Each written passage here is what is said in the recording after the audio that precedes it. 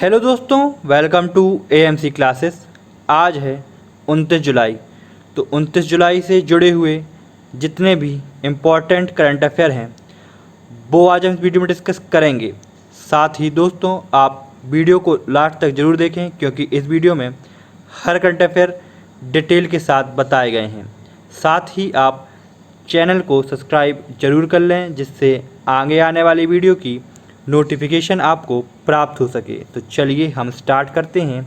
First question है, हाल ही में किस राज्य ने अपनी एक सड़क का नाम पूर्व राज्यपाल स्वर्गीय लालजी टंडन के नाम पर रखने की घोषणा की है? तो वो राज्य है उत्तर प्रदेश। उत्तर प्रदेश राज्य ने अपनी एक सड़क का नाम पूर्व राज्यपाल लालजी टंडन के नाम पर रखने की घोषणा की है। मतलब ऑप्शन डी जो है वो इसमें करेक्ट है। अब इससे जुड़ी हुई जो डिटेल हैं वो हम जान लेते हैं क्या है। तो लखनऊ नगर निगम ने उत्तर प्रदेश ने मध्य प्रदेश के पूर्व राज्यपाल लालजी टंडन के नाम पर लखनऊ हरदोई की एक सड़क का नाम टंडन मार्ग और एक चौराहे का नाम लालजी टंडन चौराहा रखा है। तो लखनऊ के हरदोई की एक सड़क का नाम क्या रखा गया है? टंडन मार्ग, और चौराहे का नाम लालजी टंडन चौराहा रखा गया है। और लालजी टंडन जी जो थे वो मध्य प्रदेश के राज्यपाल थे।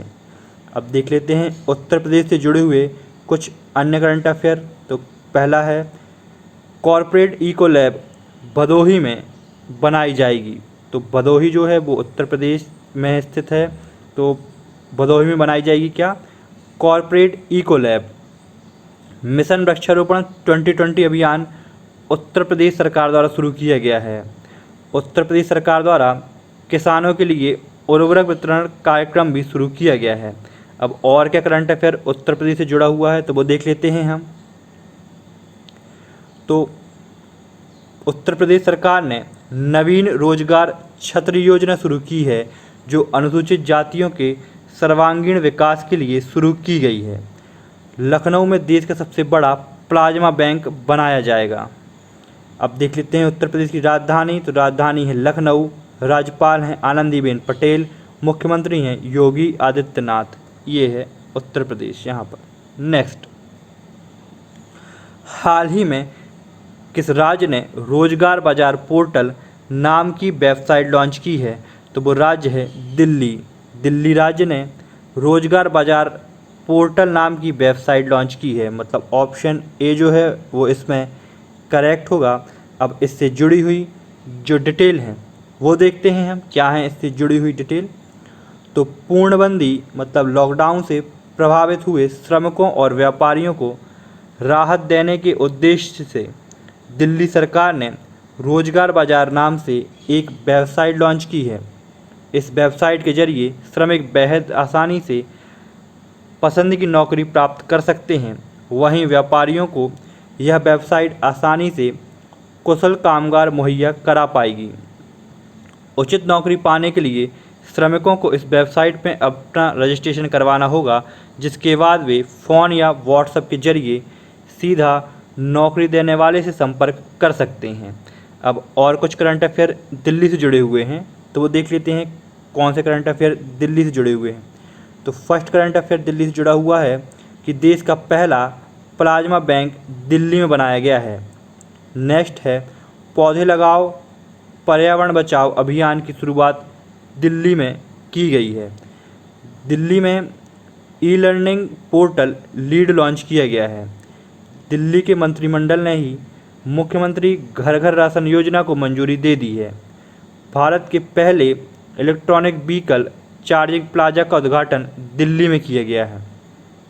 दिल्ली के उपराज्यपाल अनिल बैजल ने छतरपुर में 10,000 बिस्तर वाले सरदार पटेल कोविड देखभाल केंद्र का उद्घाटन किया है। ये सब करंट अफेयर दिल्ली से जुड़े हुए थे। अब देखते हैं नेक्स्ट क्वेश्चन क्या है। तो डॉक्टर हर्षवर्धन ने मौसम पूर्वानुमान के लिए किस नाम का मोबाइल ऐप लॉन्च किया है?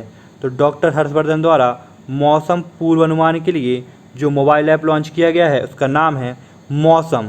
मौसम नाम ही है। मौसम पूर्वानुमान का पता लगाने के लिए लॉन्च किए गए मोबाइल ऐप का नाम। मतलब ऑप्शन बी जो है वो इसमें करेक्ट होगा। अब इससे जुड़ी हुई जो डिटेल हैं वो देखते हैं हम, क्या है इससे जुड़ी हुई डिटेल। तो पृथ्वी विज्ञान मंत्रालय ने अपने स्थापना दिवस समारोह में भारतीय मौसम विज्ञान विभाग के द्वारा मौसम मोबाइल ऐप का शुभारंभ किया गया है। इसकी सहायता से उपयोगकर्ता मौसम के पूर्वानुमान, रडार से लिए गए चित्र, विषम मौसम संबंधी बाधाओं की जानकारी प्राप्त कर सकते हैं। इस मोबाइल ऐप को प्ले स्टोर या ऐप स्टोर दोनों से डाउनलोड किया जा सकता है। इसका डिज़ाइन इस बात को ध्यान में रखकर तैयार किया गया है कि मौसम संबंधी जानकारी और पूर्वानुमान का पता बड़े ही सरल तरीके से लगाया जा सके। नेक्स्ट,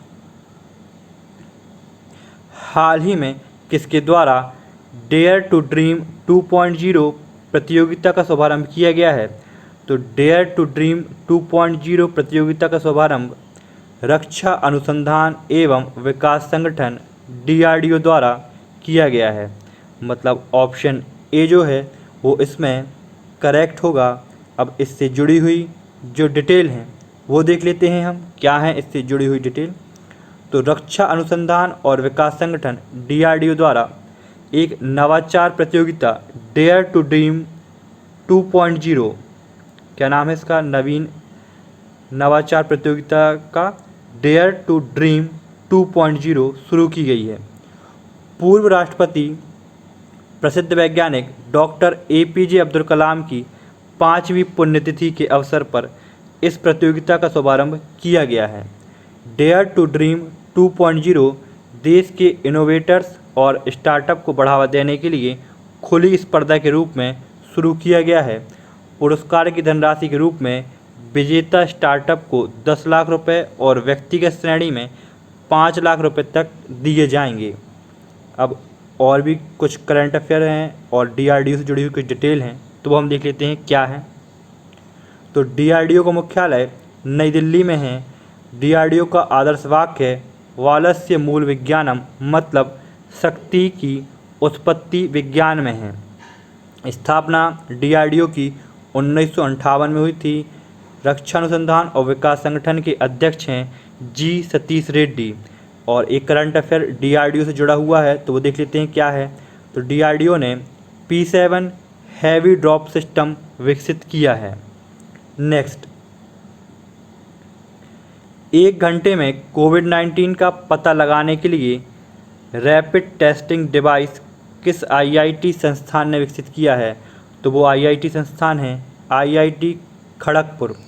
IIT खड़गपुर द्वारा कोविड-19 का पता लगाने के लिए रैपिड टेस्टिंग डिवाइस विकसित की गई है IIT खड़गपुर द्वारा। मतलब ऑप्शन ए जो है वो इसमें करेक्ट होगा।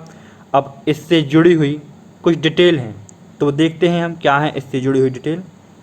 तो IIT खड़गपुर के शोधकर्ताओं ने एक नई कम लागत वाली पोर्टेबल डिवाइस विकसित की है जो कोविड-19 का परीक्षण कर सकती है और 1 घंटे में परिणाम दे सकती है। नई तकनीक में RT-PCR परीक्षण के समान सटीकता है, जिसे अब परीक्षण के लिए मानक माना जाता है।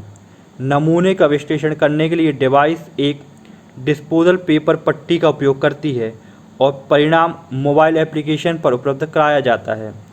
परीक्षण की लागत 400 रुपये से कम है। तो याद रखिए, ये जो डिवाइस है, ये डिवाइस डिस्पोजल पेपर पट्टी का उपयोग करती है और जो परिणाम होता है वो मोबाइल एप्लीकेशन में उपलब्ध कराया जाता है। और इस टेस्ट में जो लागत है वो आती है 400 रुपये से भी कम।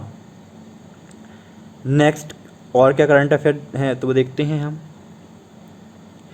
रैपिड एंटीबॉडी टेस्ट के बारे में जानते हैं। तो रैपिड एंटीबॉडी टेस्ट ये कन्फर्म नहीं होता कि किसी शख्स में कोरोना वायरस है या नहीं। तो रैपिड टेस्टिंग से क्या होता है, यह कन्फर्म नहीं होता है कि किसी शख्स में कोरोना वायरस है भी या नहीं। बस ये पता चलता है कि उसमें कोरोना वायरस से लड़ने वाली एंटीबॉडी बन रही है या नहीं। यानी ये कोरोना मरीज से संभावित पहचान करने में मददगार है। एंटीबॉडी पॉजिटिव आने पर PCR करवाने की सलाह दी जाती है। तो याद रखिएगा, जो रैपिड एंटीबॉडी टेस्ट है उससे ये कंफर्म नहीं होता कि शख्स को कोरोना वायरस है भी या नहीं। बस ये पता चलता है कि कोरोना वायरस से लड़ने वाली एंटीबॉडी बन रही है कि नहीं बन रही है, यानी कोरोना मरीज की संभावित पहचान करने में यह मददगार साबित होता है। अब नेक्स्ट करंट अफेयर देख लेते हैं क्या है। तो आईआईटी कानपुर ने शुद्ध नामक एक अल्ट्रावायलेट सैनिटाइजिंग उत्पाद विकसित किया है। तो ये करंट अफेयर भी आईआईटी कानपुर से जुड़ा हुआ था। तो वो हमने देखा कि शुद्ध नामक अल्ट्रावायलेट सैनिटाइजिंग उत्पाद विकसित किया गया है आईआईटी कानपुर द्वारा। नेक्स्ट, विश्व प्रकृति संरक्षण दिवस कब मनाया गया था? तो विश्व प्रकृति संरक्षण दिवस 28 जुलाई को मनाया गया था। मतलब ऑप्शन ए जो है वो करेक्ट है। अब इससे जुड़ी हुई जो डिटेल हैं वो हम देख लेते हैं, साथ ही ये भी देखते हैं कि 28 जुलाई को और कौन सा दिवस भी मनाया गया था। तो देखते हैं, वर्ल्ड नेचर कंजर्वेशन डे हर साल 28 जुलाई को दुनिया भर के विश्व प्रकृति संरक्षण दिवस के रूप में मनाया जाता है। विश्व संरक्षण दिवस हर साल प्राकृतिक संसाधनों का संरक्षण करने के लिए सर्वोत्तम प्रयासों के बारे में जागरूकता बढ़ाने के लिए अंतर्राष्ट्रीय स्तर पर मनाया जाता है। पृथ्वी हमें सीमित मात्रा से ऐसी चीज़ों की आपूर्ति करती है जिन पर हम सभी पूरी तरह से निर्भर हैं, जैसे पानी, हवा, मिट्टी, पेड़ पौधे। अब देखते हैं 28 जुलाई को और कौन सा दिवस मनाया जाता है। तो विश्व स्वास्थ्य संगठन द्वारा हर साल 28 जुलाई को विश्व हेपेटाइटिस दिवस के रूप में मनाया जाता है। इस दिन जो हेपेटाइटिस रोग के बारे में जागरूकता बढ़ाने के लिए मनाया जाता है। तो यह दिन किस लिए मनाया जाता है? हेपेटाइटिस रोग के बारे में जागरूकता बढ़ाने के लिए मनाया जाता है। अब देख लेते हैं हेपेटाइटिस होता क्या है। तो हेपेटाइटिस के बारे में समझते हैं। हेपेटाइटिस लीवर यकृत की सूजन है जो रोग की स्थिति आत्मसीमित व क्रोनिक हेपेटाइटिस में बढ़ सकती है और जिससे लीवर पर निशान लीवर का सिकुड़ना या लीवर कैंसर हो सकता है। अब इस वर्ष देख लेते हैं हेपेटाइटिस दिवस जो बनाया गया था उसकी थीम क्या थी। तो हेपेटाइटिस फ्री फ्यूचर इसकी थीम थी, जिसमें माँ और नवजात शिशुओं में हेपेटाइटिस बी को रोकने पर ध्यान केंद्रित किया गया है। हेपेटाइटिस वायरस 5 प्रकार के होते हैं। Hepatitis A, B, C, D and E. WHO का मुख्यालय जिनेवा में है और जिनेवा स्विट्जरलैंड में है और महानिदेशक हैं टेड्रोस एधनॉम। तो टेड्रोस एधनॉम जो हैं वो महानिदेशक हैं WHO के और मुख्यालय जिनेवा स्विट्जरलैंड में है। नेक्स्ट, मध्य प्रदेश का कौन सा टाइगर रिजर्व देश में नंबर 1 टाइगर रिजर्व बना है? तो वो टाइगर रिजर्व है बांधवगढ़ टाइगर रिजर्व। तो बांधवगढ़ टाइगर रिजर्व जो है वो देश का नंबर 1 टाइगर रिजर्व बना है। मतलब ऑप्शन ए जो है वो इसमें करेक्ट होगा। अब इससे जुड़ी हुई जो डिटेल हैं वो देख लेते हैं हम, क्या है इससे जुड़ी हुई डिटेल। तो देश में बाघों की 124 संख्या के साथ बांधवगढ़ टाइगर रिजर्व देश में नंबर 1 टाइगर रिजर्व बना है। मध्य प्रदेश के टाइगर स्टेट का दर्जा दिलाने के लिए बांधवगढ़ की अहम भूमिका रही है। देश में आज दुनिया की 70% बाघ आबादी निवास करती है। अब देख लेते हैं मध्य प्रदेश से जुड़े हुए कुछ अन्य करंट अफेयर हैं। तो हम लाइन से देखते हैं कि 1 जुलाई से लेकर अभी तक कितने करंट अफेयर मध्य प्रदेश में बन चुके हैं। तो लॉकडाउन के दौरान छात्रों की शैक्षणिक नियमितता को ध्यान में रखते हुए वर्चुअल प्लेटफॉर्म हमारा घर हमारा विद्यालय अभियान शुरू किया गया है। अब देख लेते हैं नेक्स्ट कौन सा करंट अफेयर मध्य प्रदेश से जुड़ा हुआ है। तो मध्य प्रदेश सरकार ने आगामी दिनों में रोको टोको नाम के अभियान को शुरू किया है। यह अभियान उन लोगों पर ध्यान केंद्रित करेगा जो मध्य प्रदेश राज्य में मास्क नहीं पहन रहे हैं। प्रधानमंत्री स्वनिधि योजना के कार्यान्वयन में मध्य प्रदेश राज्य शीर्ष स्थान पर रहा है। तो प्रधानमंत्री स्वनिधि योजना के कार्यान्वयन में मध्य प्रदेश राज्य क्या रहा है? शीर्ष स्थान पर रहा है। इंदौर ने कोरोना अपशिष्ट के लिए पीले रंग का कूड़ादान रखने का फैसला किया है। तो मध्य प्रदेश का जो इंदौर शहर है उसने कोरोना के अपशिष्ट के लिए पीले रंग का कूड़ादान रखने का फैसला किया है। अब देख लेते हैं नेक्स्ट क्या है। तो मध्य प्रदेश ने आसपास नामक हेल्पलाइन शुरू किया है। मध्य प्रदेश में आत्महत्या का मामला काफ़ी बढ़ गया था, इसलिए आसपास नामक हेल्पलाइन सेवा शुरू की गई है। अब देखते हैं नेक्स्ट। तो पर्यटकों को आकर्षित करने के लिए इंतजार आपका अभियान मध्य प्रदेश सरकार द्वारा शुरू किया गया है। नेक्स्ट क्या है। तो रीवा अल्ट्रा मेगा सौर परियोजना मध्य प्रदेश के रीवा जिले के गुढ़ तहसील में स्थित है।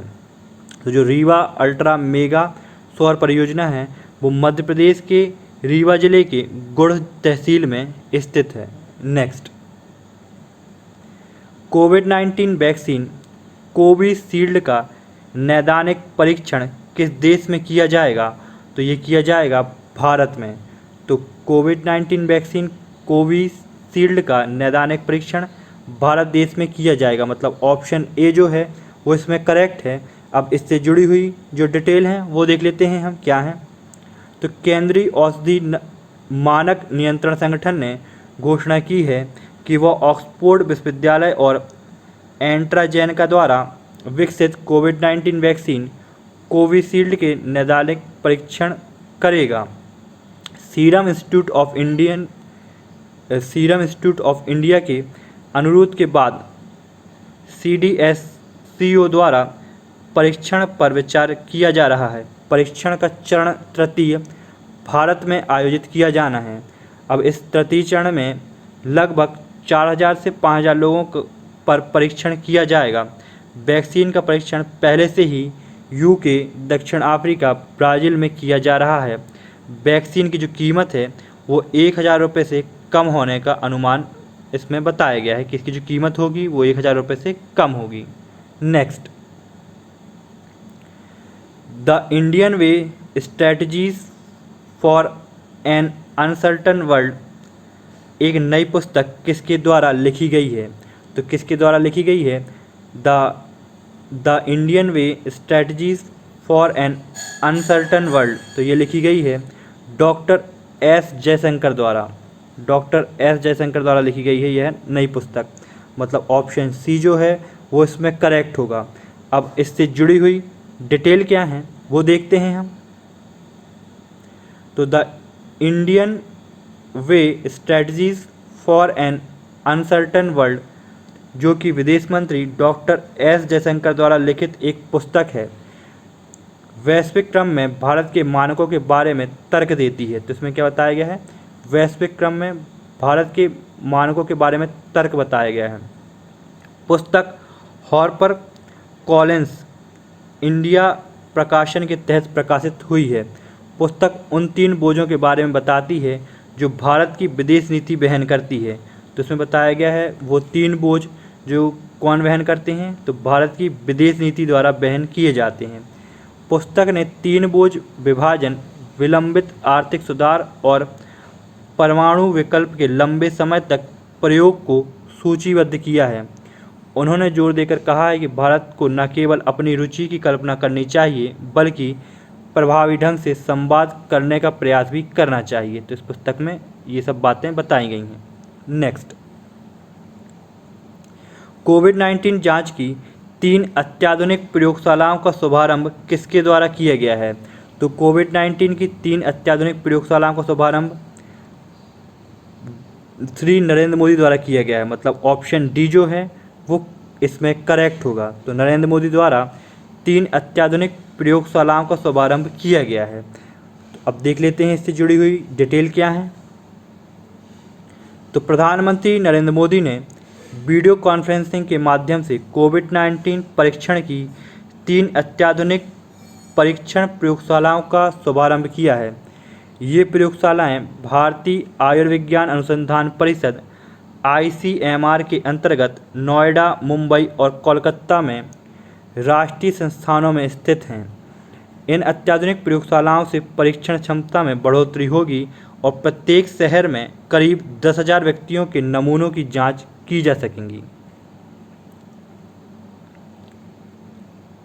और क्या है तो देखते हैं। ये प्रयोगशालाएं सिर्फ कोविड के परीक्षण तक सीमित नहीं होंगी और भविष्य में इनका क्या होगा, इस्तेमाल जो है हेपेटाइटिस बी और सी, HIV, TB और डेंगू की जांच के लिए किया जा सकता है। तो जो प्रयोगशालाएं जो शुरू की गई हैं वो सिर्फ कोविड परीक्षण के लिए सीमित नहीं रहेंगी, बल्कि इनमें क्या किया जाएगा, hepatitis B, hepatitis C, HIV, TB और डेंगू की जांच भी की जाएगी। दोस्तों, आप हमारे टेलीग्राम ग्रुप से जुड़ सकते हैं जिसमें आपको और भी इन्फॉर्मेशन प्रोवाइड की जाएंगी। तो लिंक डिस्क्रिप्शन पर दिया गया है।